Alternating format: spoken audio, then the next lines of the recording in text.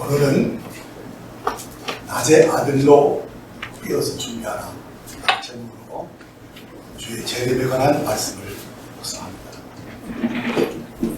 지난 7월 30일 이란 신임 대통령 취임식에 참석했던 하마스 정치국가 하니에가 암살을 당하는 큰 사건이 일어났었습니다. 그것은 이스라엘이 전쟁을 확전시키고자 상대방의 잔치집에 치욕적인 도발을 한 것입니다.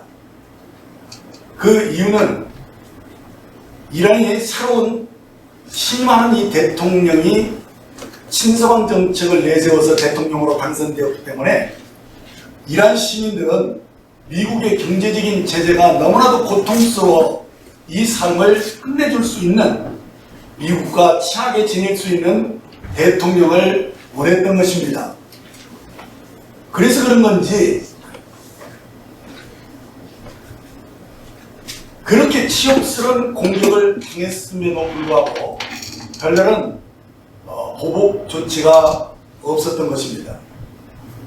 이것은 이란이 인내심을 가지고 이 확전을 피하려고 했었기 때문입니다. 자, 그런데 이스라엘이 이란에 보복이 있기도 전에 또다시 로켓 발사로 보복을 준비 중이었던 이 이란의 이 대륙은 헤즈볼라에게 전투기 100대를 보내어서 선제 공격을 가하는 그런 엄청난 공격을 또 가했습니다. 자, 그런데 엊그제 헤즈볼라가 보복 조치로 로켓 320발을 쏘아서 이스라엘 기지를 파괴했다라고 주장을 했지만은 실제로 이스라엘은 별다른 피해를 입히지 못했다는 회개한 뉴스가 나왔습니다. 자, 이것은 무엇을 우리에게 시사하느냐면 이란의 새 대통령은 휴전을 원하고 있는데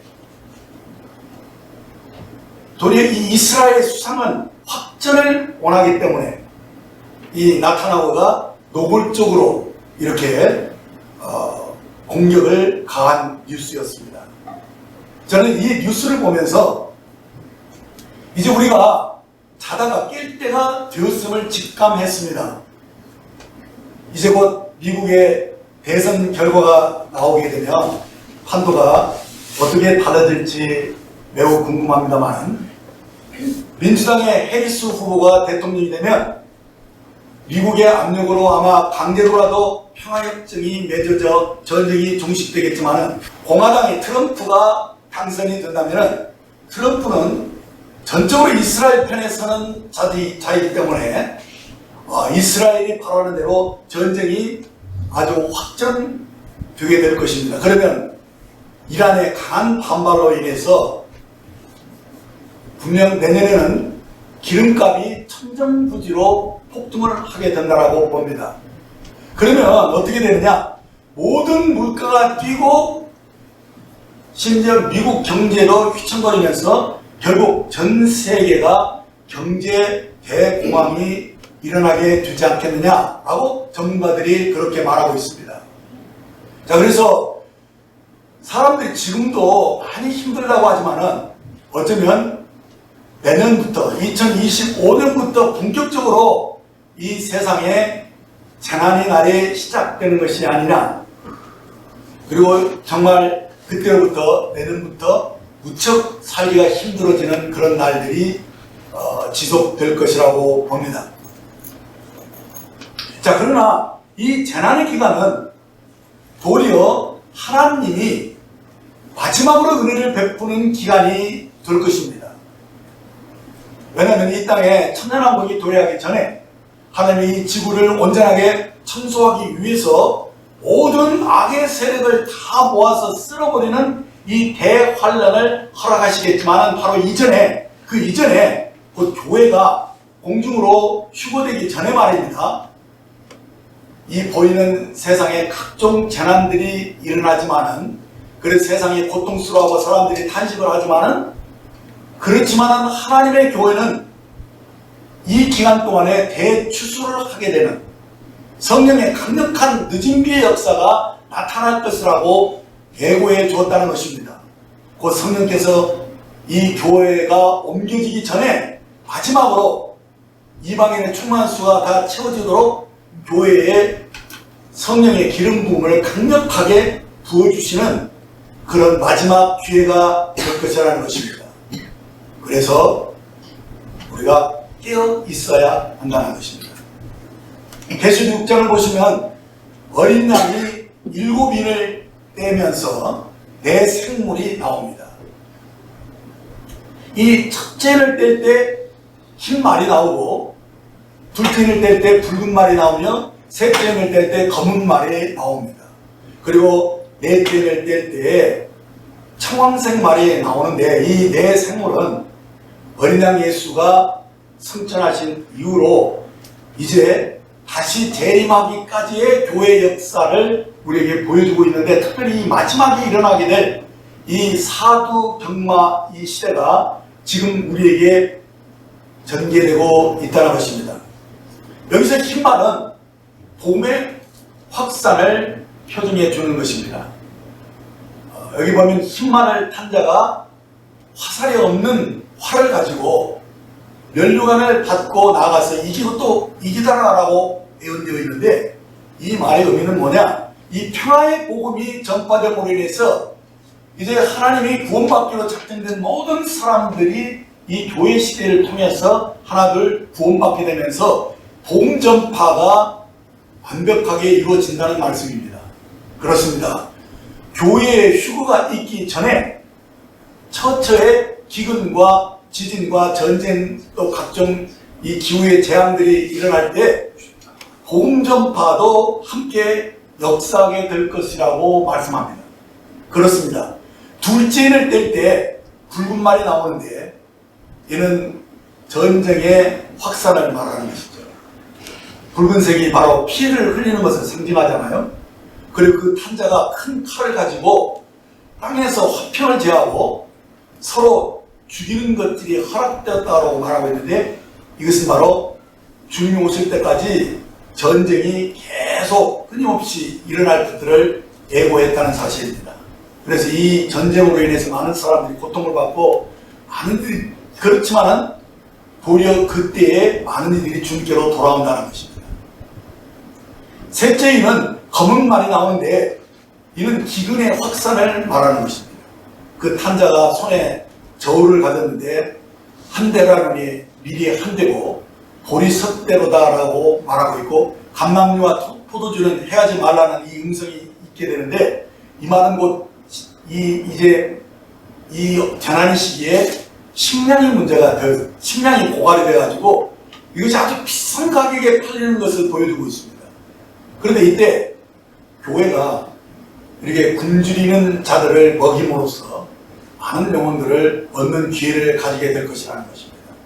그리고 이 네 번째 이는 청황색 말인데, 이를 탄 자의 이름이 사망이고 또 음부라 불린다는 것입니다. 음부가 뒤따라온다 하는 것은 뭐냐?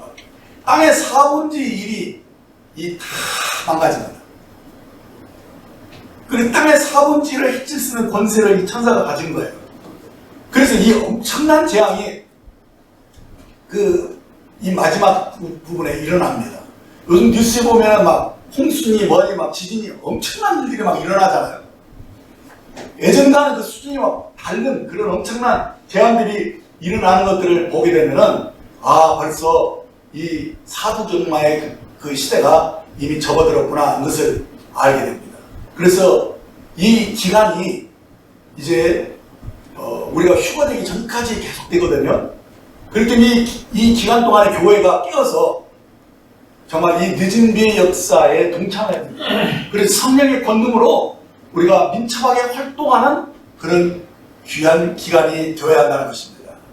자, 이렇게 재난의 시기에 이 네 마리의 말들이 함께 달리는 엄청난 파국의 역사가 이미 진행되었습니다.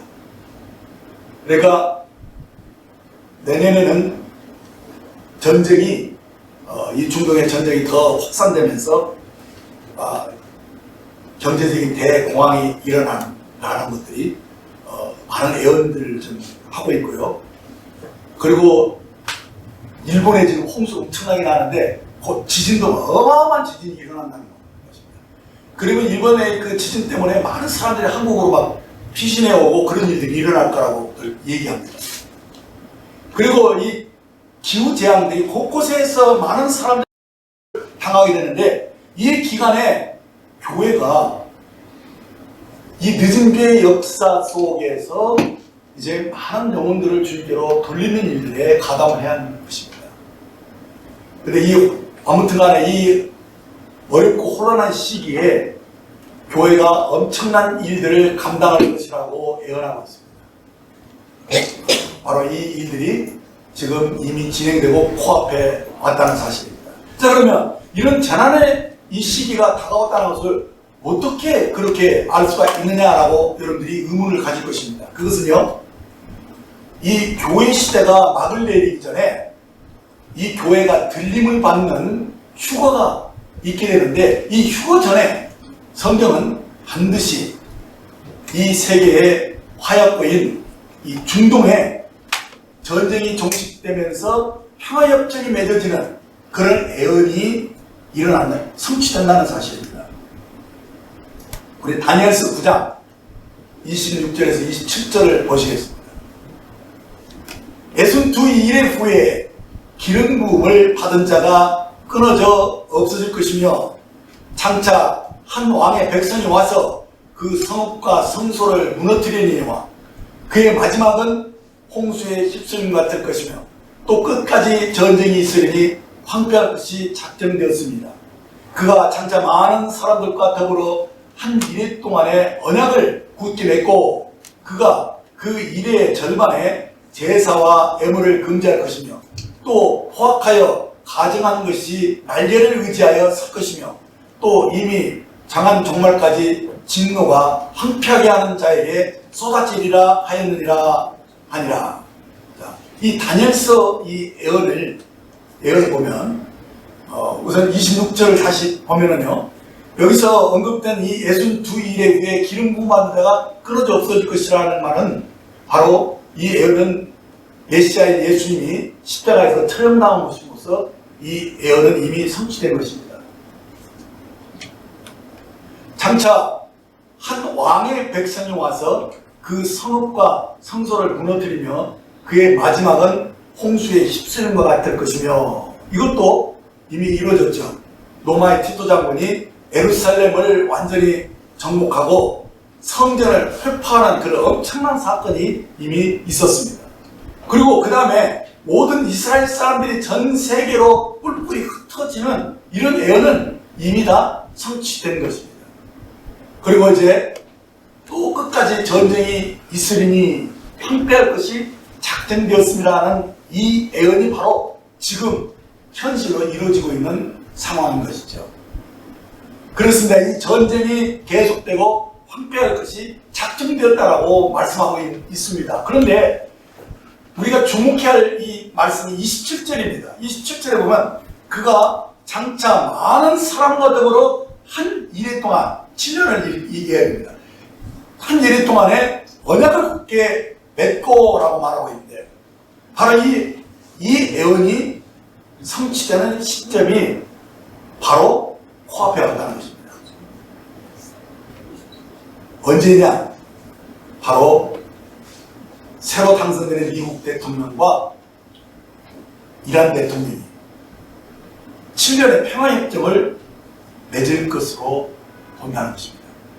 자, 그런데 그가 그 아래에 그 이래에, 이게 7년이죠. 7년의 절반이면 3년 반 후에 제사와 애물을 금지할 것이며 또 포악하여 가증한 것이 날개를 의지하여 설 것이며 또 이미 정한 종말까지 진노가 황폐하게 하는 자에게 쏟아지리니라는 이 예언이 지금 우리를 기다리고 있다는 것입니다.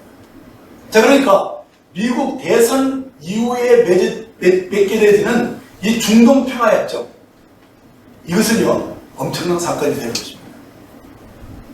이 사건은 사실상 적그리스도가 세계 평화를 가장하고 예루살렘에 새로 세워질 제3성전을 짓게 되면 이 제3성전에 자칭 하나님으로 여기면서 자기를 우상화시켜서 서게 되는 그런 예언들이 성취될 것이라는 것입니다. 이때는 이미 어느 때냐, 대환란이 이미 시작된 상태로서 666 짐승의 표시가 없으면 물건을 사고 팔 수가 없는 무서운 환란의 시대가 이미 시작된 상태일 것으로 봅니다. 그러니까 이 예루살렘에 새로운 성전, 제3성전이 세워지게 될 즈음에 이미 휴거가 시작됐을지도 모른다라고 보는 겁니다. 왜냐하면 계시록에 예언된 필라델피아 교회에 대한 이 예언을 보면 계시록 3장 10절에 내가 나의 인내의 말씀을 지켰은즉 내가 또한 너를 지켜 시험의 때를 면케하리니 이는 장차 온 세상에 임하여 땅에 거하는 자들을 시험할 때라라는 이 말씀을 주목해보면 이 온 세상에 임하는 땅에 거하는 자들을 시험할 때라는 것은 바로 10년 대환란 중에 3년 반 이후를 가리키는 것입니다. 그러니까 이 미운 물건이 이 적그리스도가 자칭 하나님으로서 성전에 딱 들어서서 그때부터 엄청난 환란이 시작된다는 것입니다. 근데 그런 환란이 시작되기 전에 이 필라델피아 교회가 이 시험의 때를 면하는 큰 은총을 받은 교회인 것이 예언되어 있는 것입니다. 여러분, 저희가 오늘 말씀을 주의 있게 살펴보려고 하는 것은 우리에게 어떤 두려움을 주려고 하는 게 아니라 바로 이 필라델피아 교회 같은 그런 교회로서 작은 능력을 가지고도 주님의 계명을 지키고 복음 전파에 열린 문을 가지고 복음을 전하는 그런 교회로 우리가 준비되고 쓰임받았으면 하는 그런 갈망 때문에 오늘 말씀을 드리는 것입니다. 그러니까 이 휴거 전에 늦은 비 역사가 일어난다는 거예요. 그래서 이 늦은 비 역사에 동참할 때 우리가 성령의 권능으로 많은 사람들을 주님께로 돌리는 일을 할 수 있는데 이 빌라델피아 교회 같은 이 비전으로 우리들이 준비되었으면 하는 마음으로 오늘 말씀을 전하는 것이죠. 마태복음 24장 41절에서 44절을 보겠습니다. 두 여자가 맷돌질하고 있음에 한 사람은 데려가고 한 사람은 버려둠을 당할 것이다. 그러므로 끼어 있으라. 어느 날에 너희 주가 임하는지 너희가 알지 못합니다. 너희들이 아는 바니 만일 집주인이 도적이 어느 시각에 올 줄을 알았더라면 끼어 있어 그 집을 뚫지 못하게 했으리라. 이러므로 너희도 준비하고 있으라. 생각하지 않는데 인자가 오리라 하신 이 말씀을 보시면 여기서 한 사람을 데려가고 한 사람을 버려둠을 당한다는 말은 이것은 휴거 사건을 말씀한 것입니다. 그날이 언제입니까? 아무도 모릅니다. 다만 누가 깨어있느냐? 어느 시각에 올 줄을 알았다면 그가 깨어있을 것이라는 것입니다. 그리고 우리는 그 순간, 그 깨어있는 순간을 준비해야 된다는 말씀이죠. 그런데 이 준비가 어떤 준비냐? 우리 내면의 준비지 어떤 외적으로 어느 곳에 모여야 한다거나 무엇을 특별히 해야 한다거나 이런 말은 아닙니다. 여기서 분명 맷돌질이 언급되어 있고 그 앞에 40절에는 밭에 있을 때를 말할 때 이것은 직장을 얘기하는 것입니다. 그러니까 휴거가 일어나게 될 때에 이들은 다 평범한 일상생활 중에 있었다는 얘기입니다. 그러니까 휴거 준비는 영적으로 깨어있는 그 상태를 말하는 것이지 외적으로 무엇을 어떻게 해야 된다는 그러한 이단스러운 그런 말이 아닌 것입니다. 그렇다면 영적으로 깨어있다는 것은 무엇이냐? 그건 어떤 의미고 어떻게 우리가 깨어서 준비할 수 있겠느냐? 누가복음 12장 35절 36절을 보시면 같이 큰 목소리를 읽겠습니다. 시작. 허리에 띠를 띠고 등불을 켜고 서 있으라. 너희는 마치 주인이 없는 집에서 돌아와 문을 두드리면 곧 열어주려고 기다리는 사람과 같이 되라 라고 말씀해 줍니다. 그렇습니다. 허리에 띠를 띠고 등불을 켜고 서서 주인을 기다리는 사람이 바로 준비된 사람입니다. 그래서 우리가 끼어서 준비된 사람이 되려면 어떻게 되느냐? 첫째로 허리에 띠를 띠라는 것입니다. 허리에 띠를 띈다는 말은 하나님의 말씀으로 무장되는 것을 가리킵니다. 지금 우리가 말씀을 듣고 공부하는 것도 우리가 진리의 허리띠를 띠기 위한 것이죠. 우리는 이 진리의 허리띠에서 성령의 검인 외마의 말씀을 뽑아들 수 있다는 것을 아셔야 됩니다. 그러니까 성령의 검은 하나님의 말씀으로 무장된 이 진리의 허리띠에서 나온다는 사실입니다. 그러므로 성령의 도움을 받아서 이 성경 말씀을 잘 분별할 수 있어야만 진리의 허리띠를 띈 자라고 할 수가 있을 것입니다. 그래서 하나님의 영이 이 상황에 맞는 그 때에 합당한 말로 레마의 말씀으로 우리에게 임하면서 우리로 성령의 검을 사용할 수 있도록 해주시는데 이것이 준비된 사람이 되어야 한다는 것입니다. 그래서 진정한 성령의 검을 사용하는 사람이 되라는 것입니다. 이 성령의 검은 이 진리의 허리띠를 띈 사람이 언제든지 필요할 때 그 말씀을 뽑아서 말씀이 칼을 뽑아서 사용할 수 있는 그런 사람으로 준비되는 것, 그것이 바로 깨어서 준비하라는 그 의미인 것입니다. 그러기 위해서 우리들이 어떻게 해야 됩니까?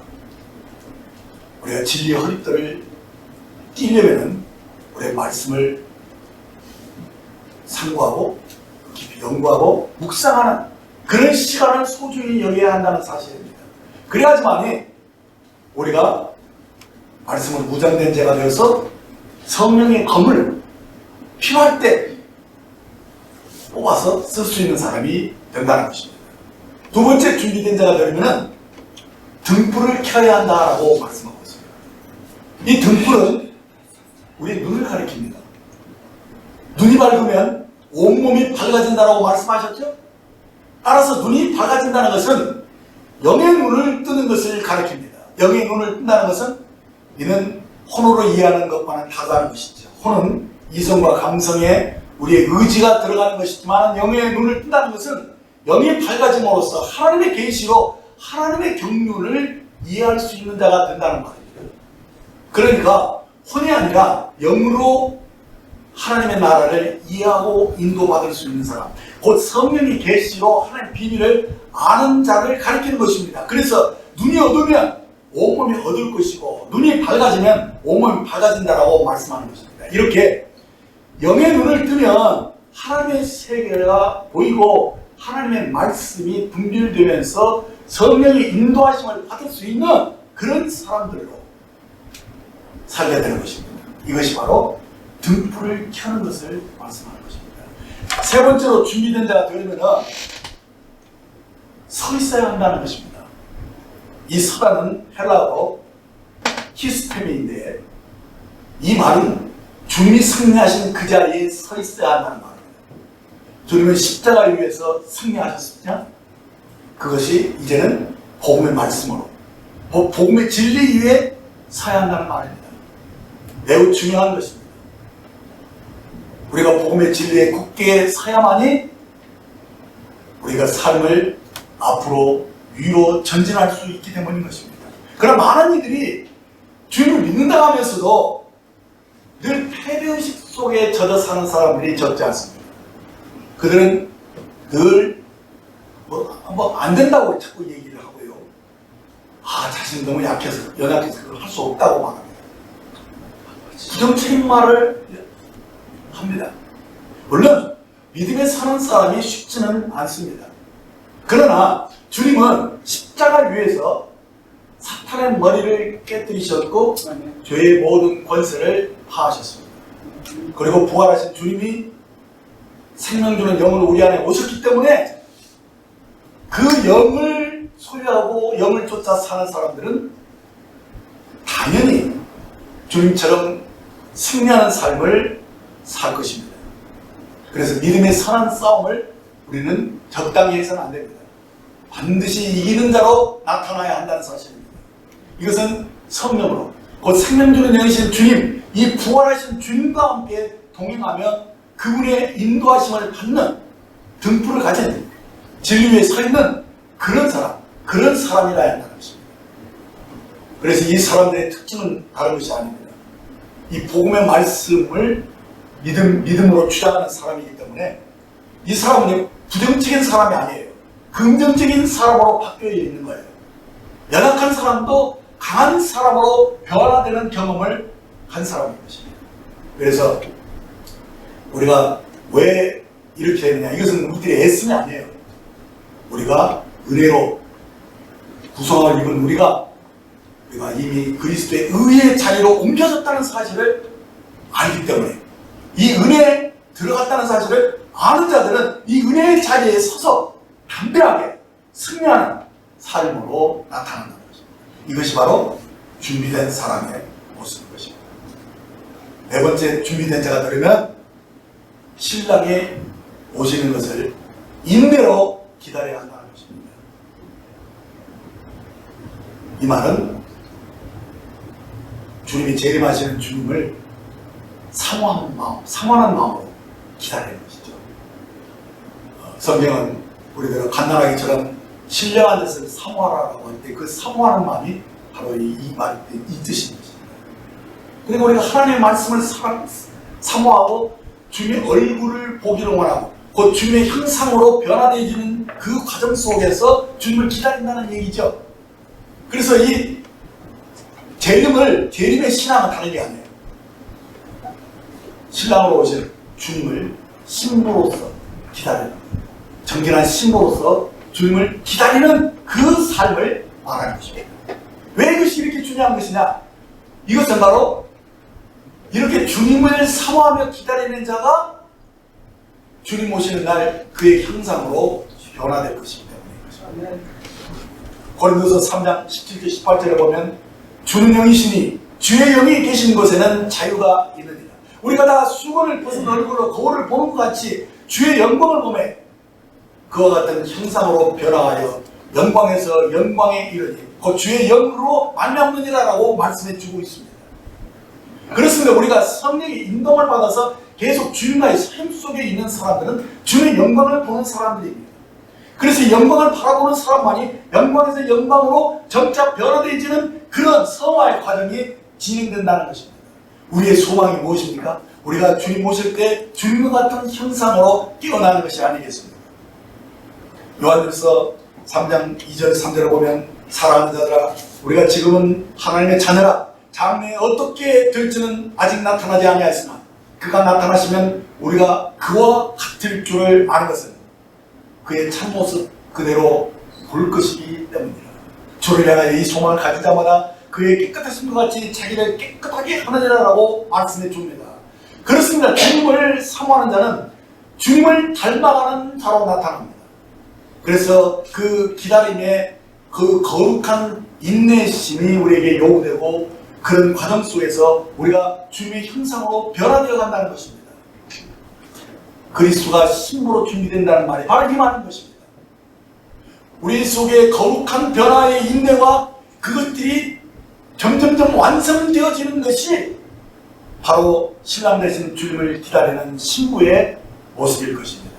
그런데요, 이것은 절로 되는 것이 아닙니다. 이 준비 과정을 우리로 하여금 효과적이고 아주 효율적으로 감당할 수 있는 길을 주님이 우리에게 제시해 주고 있습니다. 마태복음 24장 41절로 46절을 보시면 오늘 들은 이 말씀들이 잘 정리될 것입니다. 두 여자가 맷돌질하고 있으면 한 사람은 데려가고 한 사람은 버려둠을 당할 것입니다. 휴거에 대한 말이라고 했죠. 그러므로 깨어있으라 어느 날에 너희 주가 임하는지 너희가 알지 못합니다. 자, 깨어있으려면요 주님이 언제 오실지 모르기 때문에 깨어있어야 된다는 것이죠. 그런데 이어지는 말이 보면 참 놀랍습니다. 너희도 아는 말이, 만일 집주인이 도둑이 어느 시각에 올 줄을 알았더라면 깨어있어서 그 집을 뚫지 못하게 하였으리라 라는 이 말입니다. 이렇게 도둑이 어느 시점에 온다는 것을 알면은 자다가 얼른 깨어 있다는 거예요. 그래서 준비는 바로 이런 뜻이에요. 주님이 언제 오실 것인가 그 시점까지도 정확하게 인식을 하고 있는 사람들은 준비된 사람이라는 거예요. 생각지 않을 때 인자가 오기 때문에 정말 우리가 준비하려면 주님이 어느 시점에 올까 하고 말씀과 성령으로 그 음성을 듣고 이것을 잘 분별하는 그러한 분별력을 가져야 된다는 거예요. 이런 사람들의 특징이 뭐냐면 충성되고 지혜로운 종이 되어서 주인에게 주님이 맡겨준 그 사람들을 때를 따라서 양식을 나눠주는 자들이라는 것입니다. 자기가 그런 분별력을 가지고 자기가 그렇게 깨워서 그렇게 살기 때문에 이 사람은 그때그때마다 주님이 필요한 말씀들을 받아서 자기에게 맡겨진 영혼들, 양떼들이죠. 그 사람들에게 필요한 말씀을 그때그때마다 공급해주는 그런 청지, 선한 청지의 삶을 산다는 거예요. 그러니까 우리들이 주님 오실 때 정말 그 깨어서 준비될 수 있는 가장 최선의 방법이 무엇이냐? 그것은 바로 이 선한 청지기가 돼서 때를 따라서 양식을 나눠주는, 그러려면 자기도 맨날 때를 따라 양식을 먹는 사람이라 되잖아요. 그때마다 성령님의 등불을 가지고 말씀을 받고 그 계시 속에서 사는 사람들만이, 그 외마의 말씀으로 사람들을 양육하고 돕는 사람들만이 주님 앞에 칭찬을 받는 그 모습으로 드러나게 된다는 것입니다. 그래서 주님 올 때 그 종이 이렇게 하는 것을 보면 그 종이 복이 있으리라 라고 말씀했다는 것입니다. 어쩌면 오늘 말씀의 포인트는 바로 여기에 있다고 봅니다. 바로 여러분들이 이런 자로 준비되어지는 것이 바로 주님 오실 날에 가까웠고, 그리고 오시기 전에, 휴거 전에 늦은 비 역사가 있을 때 이 늦은 비의 그 성령님의 강력한 역사 속에서 함께 역사하는 그러한 주인공들이 될 것입니다. 그러나 도저히 어느 시점에 오는지를 잘 몰라요. 주님 오셨다는 사람들도 많이 있더라고요. 보이다 성령이 오셨으니까 주님이 다 오셨다고 자기들이 다 예수래, 막 이런 사람들도 있고요. 심지어는 교회 전체 역사가 다 이 하나님 나라가 임한 것이다, 왕국이다, 이 무천년설을 얘기하는 사람들이 있는데, 이런 사람들의 특징이 뭐니까 도적같이 주님 오셨다. 그러나 정말 깨어있는 사람들은, 이 말씀들을 잘 분별하는 사람들은 이 시대를 분별해요. 말씀뿐만 아니라 말씀과 이 세상이 어떻게 돌아가는 것을 다 연결해서 알아보는 사람이죠. 그래서 깨어서 말씀으로 무장된 사람, 곧 진리의 허리띠를 띈 사람, 앞에 제가 얘기했던 것을 다시 반복합니다. 곧 성령의 검을 언제든지 사용할 수 있도록 준비된 그 사람, 등불을 가진, 하나님의 계시를 가지고 영의 눈을 뜬 그 사람, 이 사람이 이 시대를 분별하는 자이고, 또 그 사람이 영혼들을 얻고 주변에 얻은 영혼들을 주님께로 인도하면서 때와 합당하게 양식을 나눌 수 있는 그런 선한 천지의 삶을 산다는 것입니다. 사랑하는 여러분, 이 시대를 분별하고 계십니까? 지금이 자다가 깰 때가 되었다는 것입니다. 왜냐하면 주의 강림이 매우 임박해졌기 때문에 바로 우리가 이 사실을 인식하고 깨어나야 된다는 것입니다. 베드로전서 4장 15절부터 이제 한 절 한 절 차례대로 오늘 이 재림에 관한 말씀을 쭉 정리해 드릴 것인데, 이것을 통해서 여러분들이 분별력을 키워야 됩니다. 그래야지만 속지 않는 거예요. 그래야지 미혹을 당하지 않는 것이죠. 자, 15절 보십시오. 우리가 주의 말씀으로 너희에게 이같이 말하라. 주께서 강림하실 때까지 우리 살아남은 자도 자는 자보다 결코 앞서지 못하리라. 여기서 이 강림은 헬라어로 파부시아입니다. 이 말의 의미는 가까이 나타나다, 그런 의미를 가지고 있어요. 그러니까 이것은 분명히 공중에 먼저 나타나시는데, 지상에 오신 길 공중에 나타나시는 것을 강림이라고 말하는 것입니다. 그리고 우리 살아남은 자도 먼저 주 안에서 잠드신 분들, 이 분들이 공중의 주님과 함께 출현하기 때문에 우리 살아남은 자들보다 먼저 그들이 나타나고 그 다음에 우리 살아남은 자들이 공중으로 끌어올림을 받는 그 순서가 맞는 것이죠. 16절을 보세요. 주께서 호령과 천사장의 소리와 하나님의 나팔 소리로 친히 하늘로부터 강림하시리니 그리스도 안에서 죽은 자들이 먼저 일어나고 그 후에 우리 살아남은 자들도 그들과 함께 구름 속으로 끌어올려 공중에서 주를 영접하게 하시리니 그리하여 우리가 항상 주와 함께 있으리라 하신 이 말씀을 보시면 휴거 사건을 말씀하고 있죠, 분명히. 그런데 이 17절이 이어지는 것을 보면 그러므로 이런 말로 서로 위로하라 하신 것입니다. 그러니까 이 순서를 여러분들이 이해해야 됩니다. 이제 5장으로 들어가겠습니다. 1절, 2절을 보시면 형제들아 때와 시기에 관하여는 너에게 쓸 것이 없으면 주의 날이 밤에 도둑같이 이룰 줄을 너희 자신이 자세히 알기 때문이라 라고 말씀합니다. 3절에 보시면 그들이 평안하다 안전하다 할 그때 임신한 여자에게 해산의 고통이 이른 것 같이 멸망이 갑자기 그들에게 이르리니 결코 피하지 못하리라 라고 말씀인데, 자 여기서 우리들이 주목해야 할 것이 뭐냐, 언제 갑자기 멸망의 호련이 임하게 되느냐, 그들이 평안하다 안전하다 할 그때인 것입니다. 이거 언제를 가리키는 것입니까?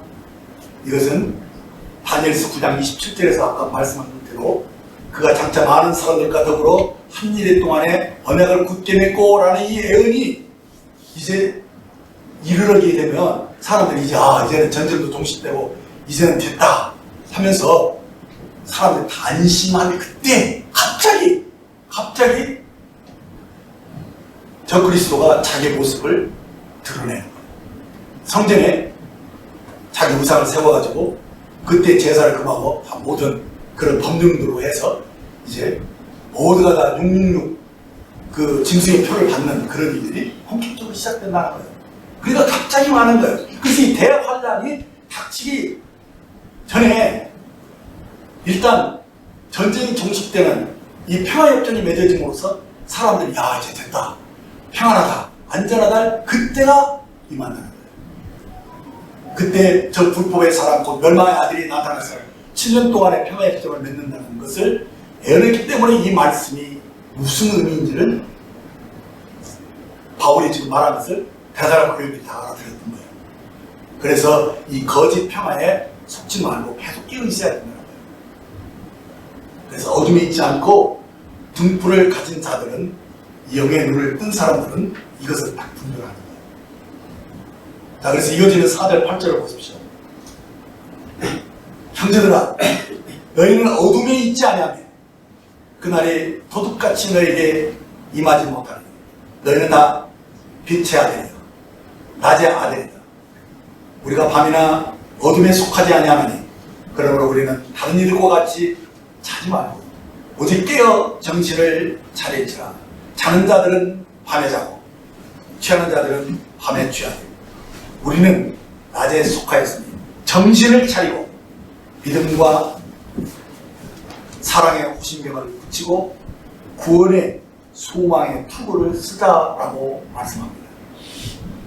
자, 이 말씀은 이미 앞에서 살펴본 대로 허리에 띠를 띠고 등불을 켜고 진리의 말씀으로 무장되어 있는, 그래서 이 복음의 진리로 서 있는 이 사람들을 뭐라고 말씀했습니까? 빛의 아들이요 낮의 아들로 말씀하고 있는 거예요. 그렇기 때문에 이 낮의 아들이 낮에 때 자는 사람이 어디 있어요? 낮에 때는 해가 있을 동안 일을 해야 되는 것이거든요. 그래서 지금 오히려 평안하다 안전하다 그 뒤에 막 일을 지음에 이 재난이 막 일어나고 여기서 막 시끄럽고 혼란스러울 때 우리가 생활의 염려로 둔화해지는 그런 것을 벗어나서 깨어서 진리의 말씀으로 이제 주님이 시키는 일들을 감당하는 사람이 되어야 한다는 것입니다. 이 사람이 바로 깨어서 준비한 사람입니다. 낮의 아들로서 살아야 된다는 것을 강조하고 있는 거예요. 그래서 이 낮의 아들이라는 의미는요, 뭐냐? 빛 가운데 있는 사람이라는 거예요. 그래서 준비된 사람으로 주님 오실 날을 기다리는 거예요. 이제 저 대사님 후속으로 넘어가서 이제 또 말씀을 또 보면 이 재림에 대한 여러분들이 이 분별력이 굉장히 좋아집니다. 다 정리가 돼요. 그래서 재림의 진정한 이유와 목적이 무엇인지를 여러분들이 잘 알게 됩니다. 대사님후서 1장 5절을 보시면 이는 하나님의 공의로운 심판의 표요 너희로 하여금 하나님의 나라에 합당한 자로 여김을 받게 하려 함이니 그 나라를 위하여 너희가 또한 권한을 받느니라 라는 이 말씀을 보면 주인이 재림하시는 이유가 뭐냐? 우리가 은혜로 거저 구원을 받은 사람들이지만은 이제 그 후로 주님이 오시는 날까지 우리가 어떻게 살았느냐? 이거 굉장히 중요하다는 거예요. 그래서 주님 오실 때 우리가 각기 선악간에 그 몸으로 행한 것에 따라서 이제 공정하게 평가를 받는 그 날이 바로 재림이라는 거예요. 다시 말해서 다가오는 하나님 나라의 곧 천년왕국에서 우리가 어떻게 살았느냐에 따라 평가를 받고 그 고난 받은 만큼 이제 상을 받고 수고한 만큼 하나님의 영광에 들어가는 이것을 지금 베드로전서 1장 5절에서 말씀하고 있다는 거예요. 그래서 그 나라에서 합당한 자로 여김을 받는다. 합당한 대우를 받기 위한 것임을 말씀해 주셨다는 거예요. 그렇습니다. 고린도서 5장 10절에 보면 그날에 우리가 다 반드시 그리스도의 심판대 앞에 나타나 각각 선악간에 그 몸으로 행한 것을 따라 받으려 합니다라고 말씀하셨습니다. 이게 재림의 포인트인 것입니다. 자, 이어지는 이제 6절, 9절을 보시면 너희로 환난을 받게 하는 자들에게는 환난으로 갚으시고 환난을 받는 너희에게는 우리와 함께 안식으로 갚으시는 것이 하나님의 공이니 주 예수께서 자기의 능력의 천사들과 함께 하늘로부터 불꽃 가운데 나타나실 때 하나님을 모르는 자들과 우리 주 예수의 복음에 복종하지 않는 자들에게 형벌을 내리시리니 이런 자들은 주의 얼굴과 그 힘의 영광을 떠나 영원한 멸망의 형벌을 받으리라 라고 말씀해 줍니다. 그렇습니다. 주님의 재림을 믿는 자들에게는 이 재림이 상을 받는 영광의 날, 곧 우리가 영원한 안식에 들어가는 날이 될 것입니다. 그러나 하나님 믿지 않는 자들, 우리 주 예수의 복음에 복종하지 않는 자들에게는 하나님의 공의로운 이 심판의 형벌을 받는 것뿐만 아니라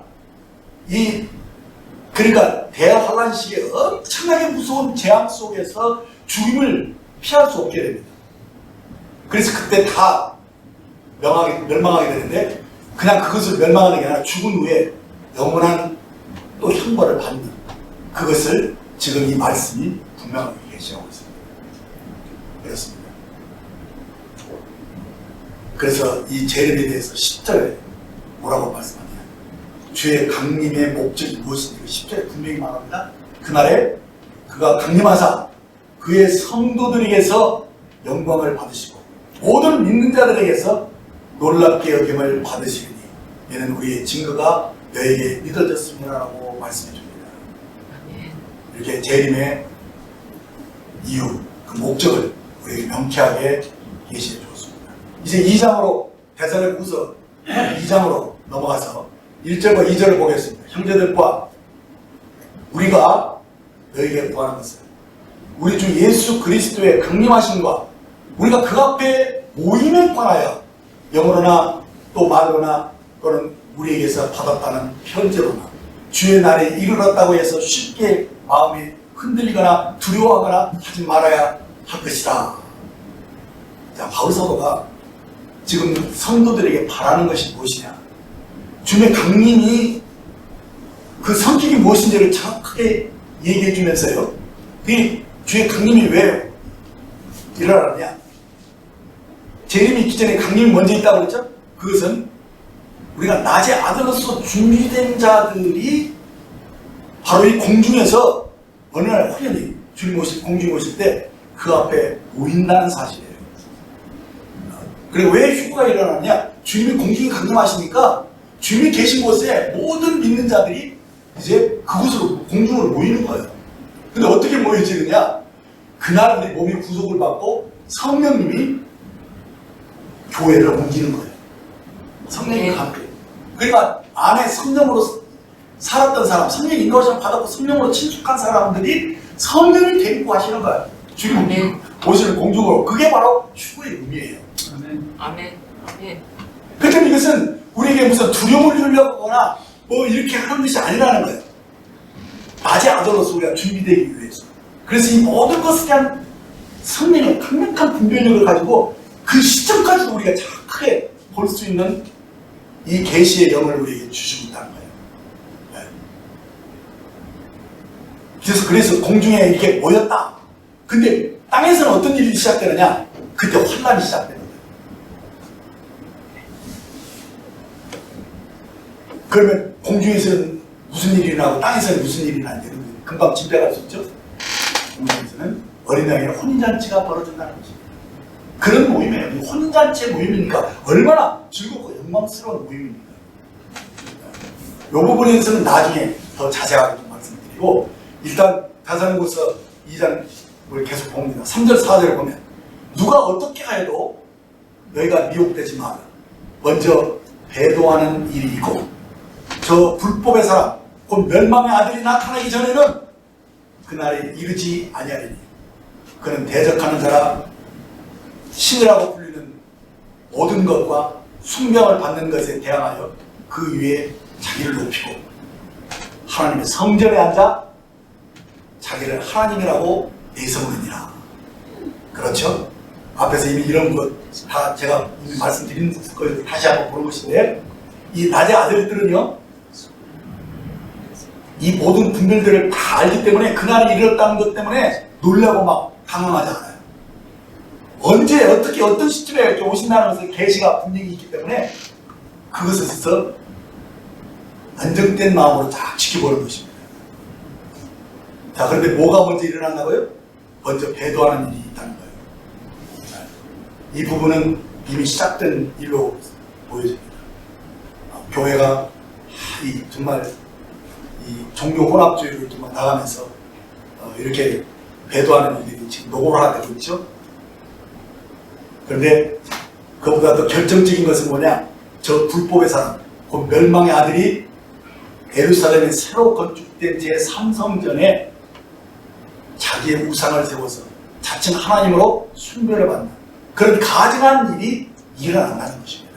그러니까 이런 것들이 일어나는 것을 보기 전에는 실제로 아무리 누가 뭐라고 해도 뭐 재림이 되었다 뭐 왔다 뭐 어찌고 말해서 막 일로 모여라 저 그런 소리 아무것도 들을 필요가 없다는 거예요. 그러니까 5절에 내가 너희와 함께 있을 때 이 일을 너에게 말한 것을 기억하지 못하느냐 하니까 아마 분명히 이 다니엘이 예언했던 다니엘서 9장 27절 말씀을 함께 사도 바울과 함께 대사로니가 교인들이 공부를 했을 것으로 보입니다. 그래서 이것을 이렇게 정확하게 아는 거예요. 9장 27절 다시 한번 제가 읽어드릴게요. 그가 장차 많은 사람들과 더불어 한 일의 동안에 언약을 굳게 맺고 그가 그 일의 절반에 제사와 예물을 금지할 것이며 또 포악하여 가정한 것이 날개를 금지하였을 것이며 또 이미 정한 종말까지 진노와 흡기하는 자에게 쏟아지리라 라는 이 예언을 대사로니가 교인들이 함께 바울과 공부를 했었던 것 같아요. 그래서 너에게 말한 것을 기억하라 이렇게 하는 거예요. 자, 그래서 이 주의 강림이 바로 공중에 임할 때 우리들 함께 모이는 것이기 때문에 이것에 대해서 우리들이 뭐 두려워하고 염려하고 그런 이유가 없어요. 앞에서 말씀한 그거 낮에 아들로서 깨어 있으면 되는 거예요. 깨어서 성령 인도하시는 대로 그때그때마다 주인이 원하시는 대로 요구하시는 대로 그래서 순종하면서 사는 그런 삶을 충실히 살면 된다는 얘기예요. 아멘. 그래서 이제 6절, 7절을 보시겠습니다. 너희는 지금 그로 하여금 그의 때에 나타나게 하여 막는 것이 있는 것을 알아니 불법의 비밀이 이미 활동하였으나 지금은 그것을 막는 자가 있어 그 중에 옮길 때까지 하리라. 자, 이 말씀 주의해서 보시면요, 이 불법의 비밀이 이미 활동했다고 그랬잖아요. 그렇죠? 그래서 이미 교회 중에 배반하는 일들이 막 일어나고 지금 엄청나게 일들이 깊이 진행되어 있습니다. 그런데 여기서 그의 나타날 때까지, 적그리스도가 나타날 때까지 막는 자가 있다라고 말하고 있습니다. 그렇죠? 여기서 막는 자, 이 사람, 이 누굽니까? 누가 과연 막는 것입니까? 이것은요, 성령님입니다. 더 정확히 말하면 성령님이 교회를 통해서 그 일을 하고 계신다는 거죠. 아멘. 어떤 교회겠습니까? 깨어있는 교회고 성령의 인도하심을 받는 교회죠. 이 교회를 통해서 곧 빛의 아들들이, 낮의 아들들이 이제 성령님이 활동할 때 함께 활동함으로써 복음을 전파하고 계속 하나님 나라의 확장을 돕는 이 일들을 하고 있을 동안에는 이 불법이 활동을 했어도 불법의 아들이 나타날 수가 없다는 거예요. 그러니까 지금 교회의 역할이 얼마나 중요한지 여러분들 알게 되죠. 근데 어떤 교회입니까? 성령과 함께 역사하는 교회입니다. 그래서 오늘 우리들이 깨어서 기도해야 된다는 얘기예요. 우리가 낮의 아들이라는 거예요. 이것을 여러분들이 계속 인식하면서 기도 생활을 깊이 해야 됩니다.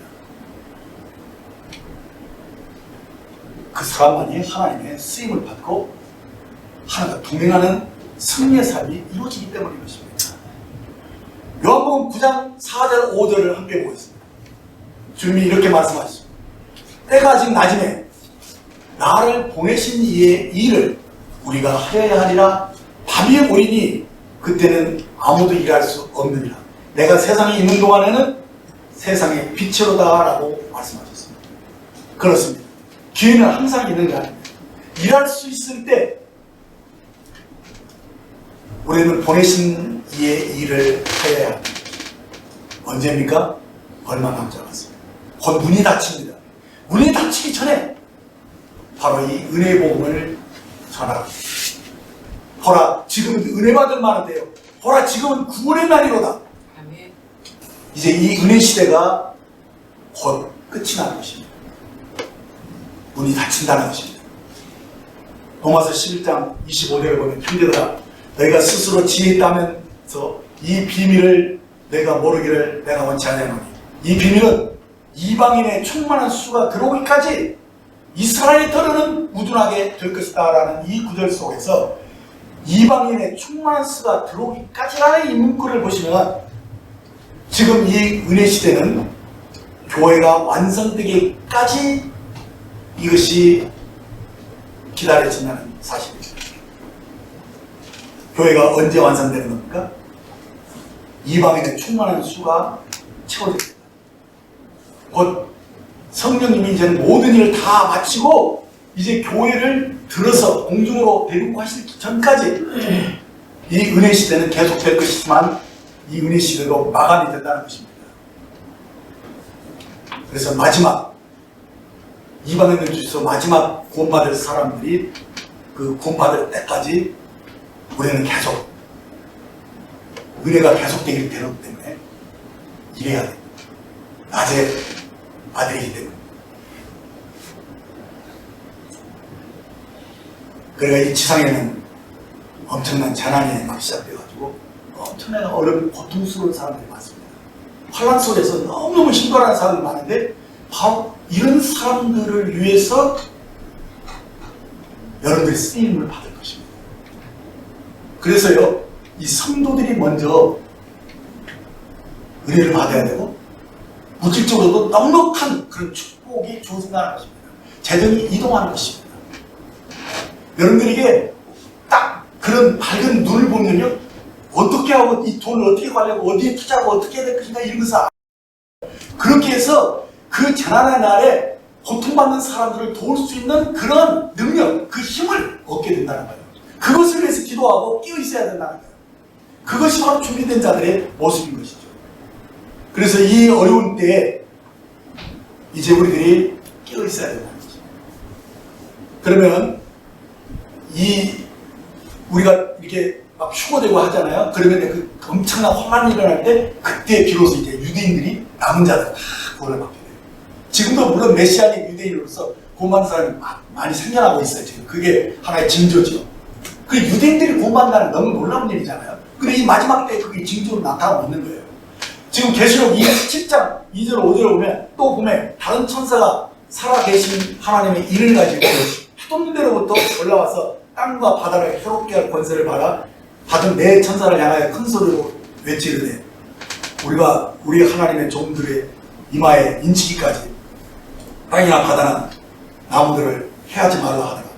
내가 인침을 받는 자의 수를 들으니 이스라엘 자손의 각 지파 중에서 인침을 받은 자들이 14만 4천이니 유다 지파 중에 인침을 받은 자가 1만 2천이요 루벤 지파 중에 인침을 받은 자가 1만 2천이요 갓 자손 중에 1만 2천이요 하면서 쭉 12지파 이름이 계속 나오면서 이 14만 4천 명의 유대인들이 구원받는 숫자를 지금 얘기하고 있는 것입니다. 그래서 이 환란 중에 유대인들이 구원을 받는 장면들을 애어내는 것입니다. 그래서 이 계시록에 보면요, 이 환란이 얼마나 엄청난 환란인지 막 너무 자세하게 나왔어요. 이 환란 중에 막 일어나는 그 끔찍한 재앙들이 어떻게 될 것인지 세세하게 기록이 되어 있습니다만, 기회가 되면 우리가 함께 이것도 공부해볼 필요가 있습니다만, 그러나 저는 그렇게 생각합니다. 성도들이 휴거 이후에 일어난 이 끔찍한 일들에 대해서 그리고 우리가 자세히 알아야 할 그런 이유는 별로 없습니다. 그건 별로 중요하지 않다는 것입니다. 그래서 저는 계시록 공부를 그렇게 세세하게 않습니다. 그러나 우리가 반드시 알아야 할 것이 있습니다. 여기서 몇 가지 중요한 사항을 우리는 사도 바울의 글에서 분명하게 봐야 됩니다. 8절에 그때 불법한 자가 나타나리니 주 예수께서 그 입의 기운으로 그를 죽이고 강림하여 나타나심으로 패하시리라 라는 이 말씀입니다. 이 불법한 자는 주 예수님이 그 입의 기운으로 죽이시고 패하신다는 거예요. 그러니까 아무리 불법이 막 그렇게 난리가 쳐도 이 세상을 자기들 지배할 것처럼 해도 이제 주님이 이것들을 다 제어할 거예요. 그래 천연하고 시작되는 것이죠. 그러기 전에 계시록 20장 10절에 보면 또 그들을 미혹하는 마귀가 불과 유황못에 던져지리니 거기는 그 짐승과 거짓 선지자를 벌써 새벽도록 밤낮 괴로움을 받으리라 라고 말씀한 것이 이루어질 것입니다. 그리고 이 마지막 시대에 우리가 조심해야 할 것이 있습니다. 그것이 9절로 12절까지 말씀입니다. 악한 자의 나타남은 사단의 활동을 따라 모든 능력과 표적과 거짓 기적과 불의의 모든 속임으로 멸망하는 자들에게 있으리. 이는 그들이 진리의 사랑을 받지 아니하여 구원함을 받지 못하리라. 이러므로 하나님이 미혹의 역사를 그들에게 보내사 거짓 것을 믿게 하시면 진리를 믿지 않고 불의를 좋아하는 모든 자들로 하여금 심판을 받게 하려 하신다 라고 말씀해 줍니다. 그렇습니다. 불법의 비밀이 지금 활동하고 있다는 것입니다. 그래서 여러 가지 회개한 일들이 일어나고 막 종교가 교회가 부패해지는 일들이 일어나는데, 그런데요 여기서 우리들이 자칫 잘못하면 미혹되기 쉽다는 거예요. 왜? 마지막 때가 가고 되면 마귀가 자기 때가 얼마 남지 않은 것을 알고 할 수만 있으면 택한 자라도 미혹하여 실족하게 하려 한다라고 말씀하고 있어요. 그래서 이 미혹의 역사가 더욱 극심해진다는 것입니다. 그래서 우리나라에 자칭 예수가 얼마나 많은 줄 압니까? 그리고 이미 막 주님 재림 되었다라고 현혹하는 사람들이 굉장히 우리 주변에 많아요. 그래서 이 사탄도 영적인 존재로서 이 초능력들을 나타냅니다. 그래서 능력과 표적과 거짓 기적들을 보여주면서 이 불의한 모든 자들을 속이는 일들이 일어난다는 것입니다. 근데 여기에서 미혹되지 않으려면요, 앞에서 말씀드린 대로 바른 분별력을 가져야 합니다. 이 분별력에 그러면 시금석이 무엇이냐? 그것은요, 진리의 사랑입니다. 이 기적을 베푸는 그 동기와 이유가 무엇이냐? 바로 진리의 사랑인가 아닌가를 여러분이 분별해 보아야 되는 것입니다. 그러니까 그 마지막 때는요, 이 늦은 역사 때 이 믿는 자들이 막 귀신도 쫓아가고 막 병자들 막 고치고 그렇게 하는 일들이 막 굉장히 많이 일어나요. 그래서 구원받는 사람이 많이 생길 것인데 요것을 무조건 막 싸잡아서 막 또 정죄하고 막 그 적그리스도 역사처럼 이렇게 할 수 있게 되거든요. 그래서는 안 되기 때문에 여기서 분명하게 말씀해 준 거예요. 그 특징이 무엇이냐? 그 기적과 표적의 그 동기와 그 특징이 무엇이냐? 진리의 사랑이라는 거예요. 진리의 사랑. 아멘. 그래서 이 진리의 이 사랑으로 병도 고쳐주면서 영혼을 얻고 막 이렇게 하는 그런 것이 어떤 일을 분별해야 된다. 무조건 이런 기적들 막 믿고 그러면 잘못하면 엉뚱한 데로 끌려가는 것입니다. 그래서 우리가 이 하나님의 자녀로서 이 은사들이 강하게 나타날 때 여러분들이 자칫하면